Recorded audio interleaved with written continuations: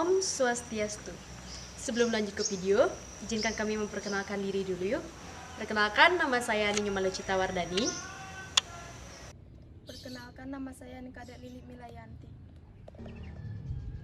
Perkenalkan, nama saya Niwayan Fitri. Perkenalkan, nama saya Kadek Wira Pranata. Perkenalkan, nama saya Igede Dwi Rimbawan. Perkenalkan, nama saya Iwayan Galang Mudrase. Kami di sini akan menjelaskan tentang Banten Prani. Simak video berikut ya.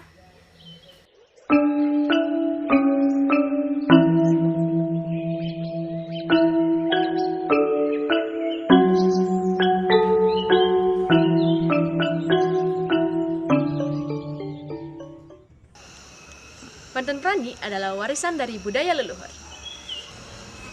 Makna dari Banten Prani adalah untuk persembahan kepada para dewa agar alam semesta bisa seimbang dan tumbuhan dapat subur kembali.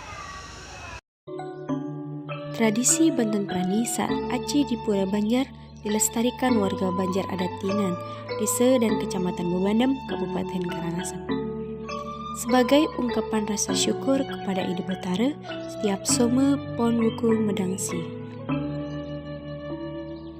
di mana Banten tersebut berisi sarwa prani yang beralaskan dulang dan berbagai buah-buahan dan juga lauk yang bisa dimakan oleh manusia, seperti ikan, ayam, babi, dan yang lain-lainnya. Yang bisa melakukan untuk tradisi Banten Prani tersebut adalah dari kerama Banjar yang ngarep atau ngipil. Itu yang berhak dan bergilir setiap 18 bulan sekali masing-masing mendapatkan giliran. Dari Banjar Adat Tingan sudah sepakat untuk membuat prani dengan paling tinggi sekitar 60 cm, jika ke bawah boleh sekitar 30 sampai 20 cm. Jika lebih dari itu bisa dikenakan sanksi kepada kerama. Untuk tinggi Banten Prani tersebut dibatasi karena dari segi ekonomi Banjar Adat Tingan tidak begitu sama. Ada yang segi ekonominya lebih tinggi, ada yang menengah, ada juga yang menengah ke bawah. Maka dari itu, disepakatilah dari Banjar untuk membuat prani yang agak kecil, supaya yang ekonominya menengah ke bawah bisa membuat Banten Prani tersebut.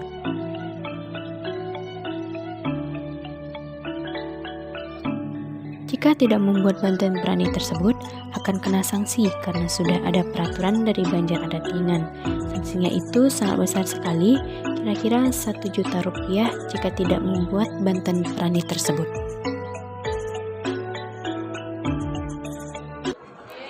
Informasi tentang Banten Prani tersebut kami dapatkan narasumber dari Desa Adat Tingan yang bernama Iketut Suarse. Sekian video dari kami tutup dengan para mesanti. Om Santi Santi Santi Om.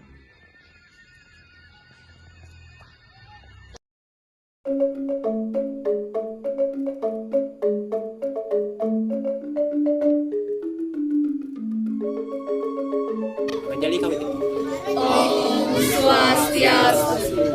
Hai semua, kami dari kelompok 2 dari kelas 10E akan membahas tentang usaha berseri di Desa Sibertan yang merupakan bagian dari proyek P4 dengan tema Karipal Lokal. Sebelum kami membahas tentang hal tersebut, izinkan kami memperkenalkan diri kami. Perkenalkan, nama saya Kamawi Prajana. Perkenalkan, nama saya Igede Dwi Rimbawan. Perkenalkan, nama saya Kadek Rusindra Suranjana. Perkenalkan, nama saya Nilo Ayu Astari Dewi. Perkenalkan, nama saya Nikadek Sinta Prameswari. Perkenalkan, nama saya Niwayan Milayanti. Kami di sini akan membahas tentang usaha berseri di Desa Sibertan, sebuah tradisi tahunan yang sakral dan turun-temurun. Segala hal yang perlu kalian ketahui dan juga kami ketahui akan kami bahas di video ini. Sibertan merupakan salah satu desa tradisional di Kabupaten Karangasem, Bali. Desa adat ini menaungi 2 desa dinas, yaitu Desa Sibertan dan Desa Jungutan, yang terdiri dari 24 Banjar adat di kedua desa dinas tersebut.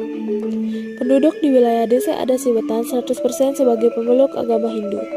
Seperti halnya desa-desa adat di Bali, Desa Adat Sibertan juga menganut konsep Trihitekarane, Pawongan, Palembahan, dan Perayangan. Terkait dengan perayangan atau tempat-tempat suci, di wilayah Desa Adat Sibertan terdapat berbagai jenis tempat-tempat pemujaan sesuai dengan adat tradisi desa ini. Di antaranya, Pura Kayangan 3, Puso Dalem Baliagung, pura pemaksan, pura penyatur desa, pura penyirang, pura penyanjang, pura penyawangan, pura penyucian atau pura telagetiste, pura penataran, sampai ke pura dadia atau pura pemerajaan keluarga.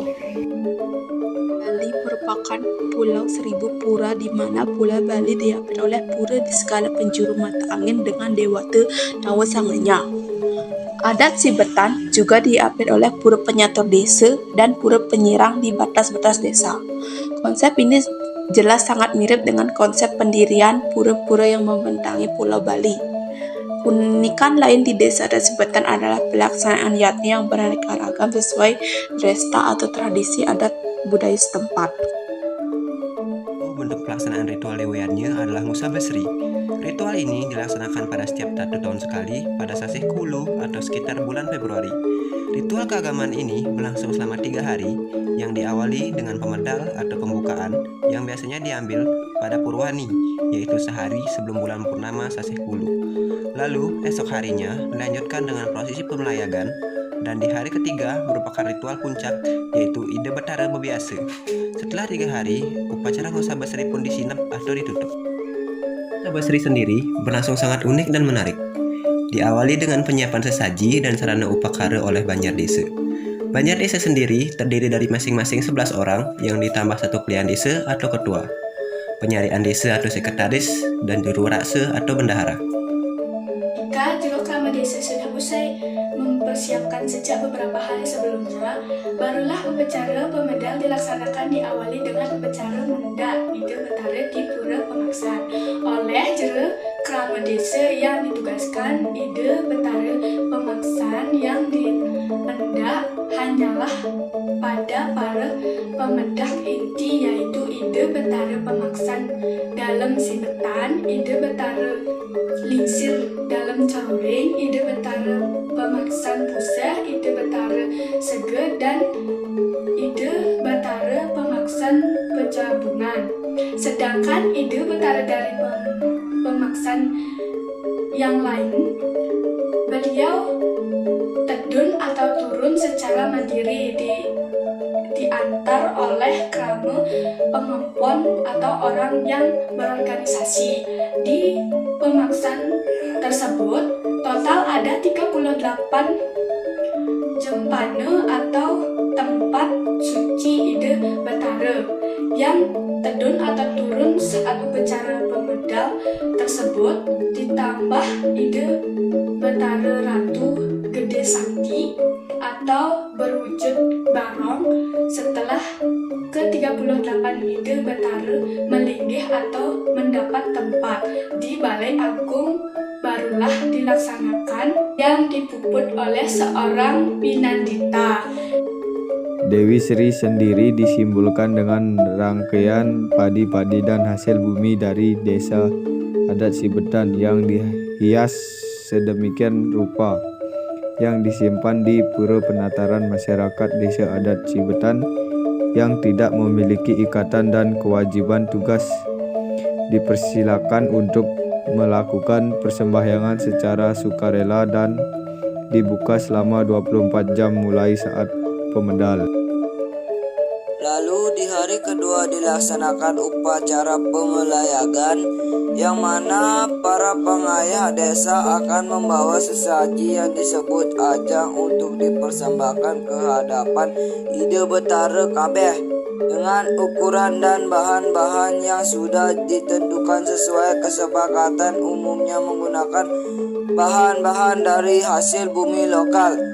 Saat itu pun masyarakat desa melakukan persembahyangan secara Dan di hari ketiga merupakan momen puncak dari rangkaian Usabesri. Diawali dengan persembahyangan bersama oleh umat secara bergilir mulai dari pagi hari, lalu sore harinya barulah kegiatan ritual Ide Betara Bebiasa dimulai. Kegiatan itu pun diawali dengan berbagai proses terlebih dahulu. Juru krama desa akan melengkapi dirinya dengan berbagai aksesoris lainnya seperti destar, bunga pucuk, serta keris sebagai simbol kejantanan. Kemudian, juru desa akan melakukan prosesi mabuang, yaitu mengelilingi Pura Balai Agung sebagai tempat Ide Betara melinggih. Dan yang bisa kami sampaikan tentang upacara Usabesri di desa adat Sibetan. Mohon maaf bila ada kekurangan. dalam dokumentasi video yang kami berikan, karena untuk mencari dokumentasi video dari usaha Basri di Desa Adat Sibetan cukup sulit. Kami juga mohon maaf jika ada kesalahan kata yang menyinggung perasaan para penonton. Kami harap dengan adanya video ini, banyak orang akan semakin mengenal upacara usaha Basri di Desa Adat Sibetan. Sekian dan terima kasih.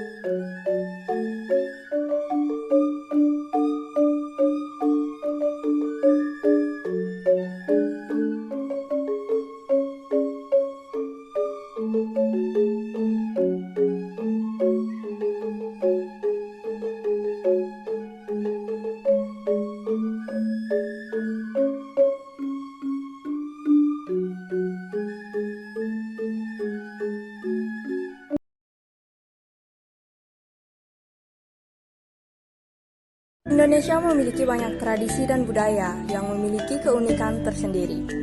Salah satunya di Bali. Bali merupakan salah satu provinsi di Indonesia yang memiliki banyak tradisi yang beragam dan penuh dengan keunikan. Tradisi Rejang Mande merupakan salah satu tradisi di Bali Timur, tepatnya berada di Banjar Adat Tihingan, Desa Bebandem, Kecamatan Bebandem, Kabupaten Karangasem.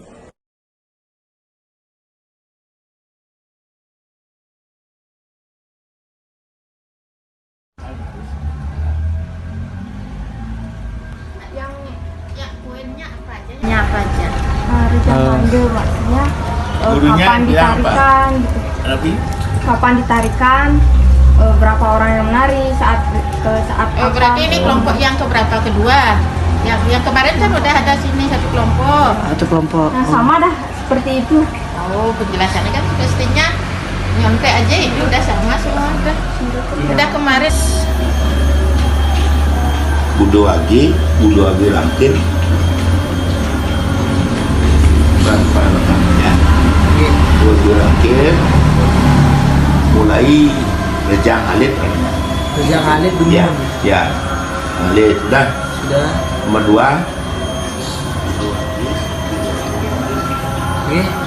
Nomor 2 Waspati Kliwon. Yang tadi Budo Agi. Ya tadi Budo Agi. Nah, sekarang pun Waspati Kliwon. Pun Rejang Alit di puranya di sini lengkap. Yang di atas itu di Pura Wates, di atasnya yang nomor 1 itu Pura Wates. Ingat. Itu yang kecil. Nah, yang kedua itu Waspati ya. Waspati itu di Pura Gaduh. Pura Gaduh, Pura Pandi, Pura Banjar. Juga itu yang menari anak-anak. Memande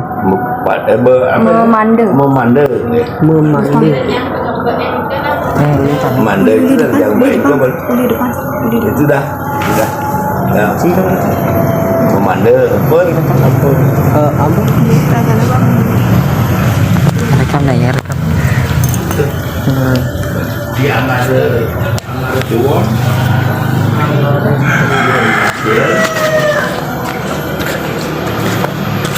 Rejang dipentaskan di Pura Panti.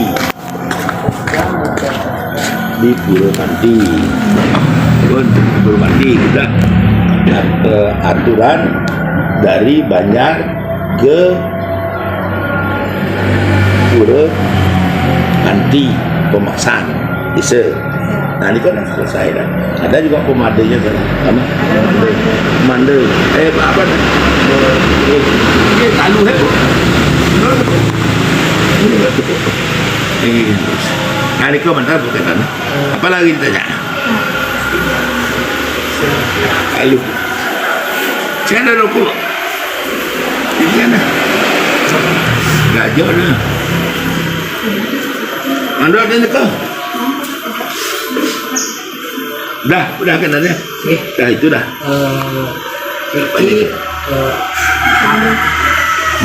Bagaimana asal usul Rejang Mande itu? Asal usulnya tidak ada yang tahu. Tidak ada yang tahu. Tidak ada yang tahu. Memang sudah begitu ini sudah. Berarti sudah turun temurun. Turun. Dari dulu memang. Ya, kurang lebih 300 tahunan lah. 300, ya di atas 300 tahun. Penyelenggaranya 6 bulan sekali. 6 bulan sekali. Setiap buku Indonesia. Setiap buku Indonesia. Ya, dari Bangkir ya, tadi ya. Ini dari Bangkir. Mulai dari Rejang Alit. Yang Nabi. Untuk busananya menggunakan busana adat apa? Busana memang ada yang pakai khusus gitu. Artinya ya khusus. Kalau dulu banyak itu pakai jadi pusing juga yang nanti jadi pusing pasir gelang tangan selatan. Oke. Tidak pakai busana baju tidak terbuka. Tapi yang aku ada baju dia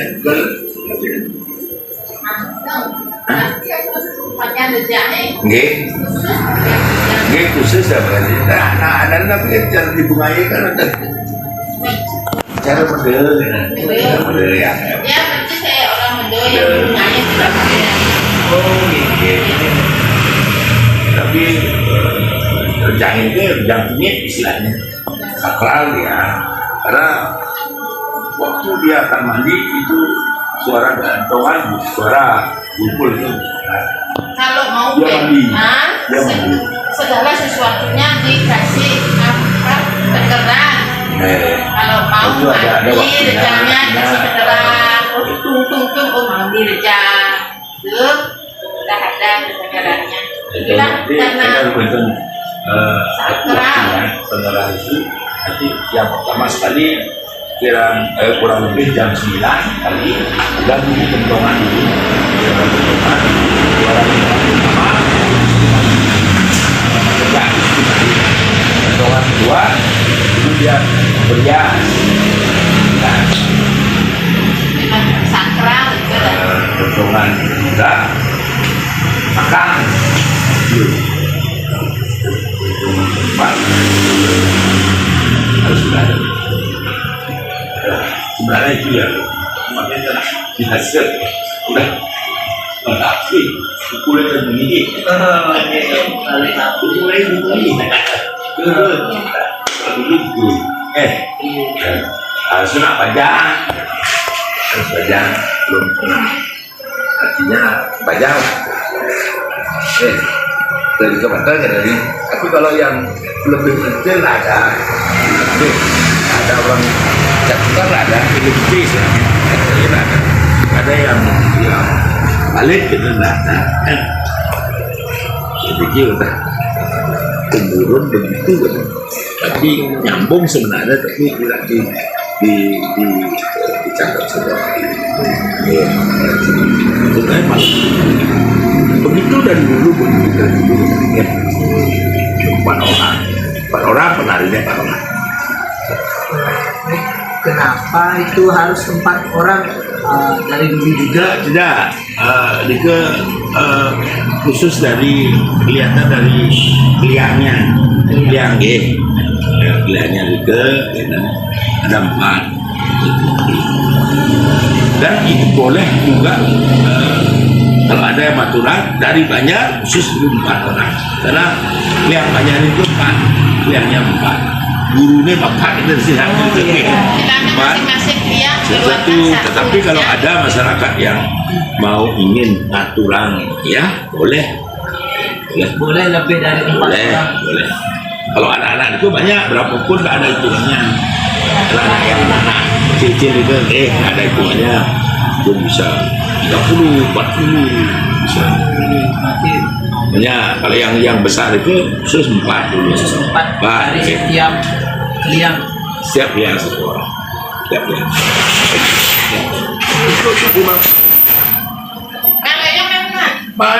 Mang. Kenten kena gitu ya. Apalagi gitu ya lagi. Nah, di mana dilaksanakannya itu? Di mana? Di Purwabanjar. Yang mandanya Mande di Purwabanjar dilaksanakan. Di Purwopanti juga dia di Angere itu dilaksanakan. Dua kali. Kalau yang pertama itu misi Mande. yang pertama waktu Rejang Ngendain itu tarian biasa. Kalau mainnya baru nanti ngelidingin baju gitu mandel.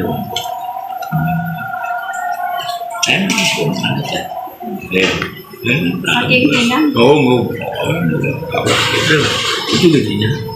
Cuma karena memang uniknya mandel ini kan lain sebenarnya yang lain. Ya ada kita bisa kan berjalan gini. Tadi berjalan apa nih? Berjalan deh. Dewa udah beda nih. Jangan apa nih? Ya jangan dewa kan. Ini kan Nemo Mande kan juga ngebaknya Mande. Benar dah. Sekarang di panti biji. Ini bapak ya? Gila. bagus. Bagus. Wah. Bapak kan tak pernah tahu. Tenawang punya orangnya nakonin ya. Kita 4 orang terus ya. Gue mau pembangun ulun gini dah. Ulun gini. Bisa kan? Apa dikatakan? Nak surat kan? Surat dari tidak ada ini ke kembalian. Cuma tidak ada isi. Memang udah jalannya begitu kan? Dia cuma dulu begitu. Memang begitu. Tidak pernah dikurangi. Ya, tapi pakai gelang. Kalau aksesorisnya ditanya, namanya pakai rantai dia seharusnya. Rantai, gelang kan isi sini ini rantai bisi, rantai dan cuma rantai dikit. Dan dia rantai ini sambutan,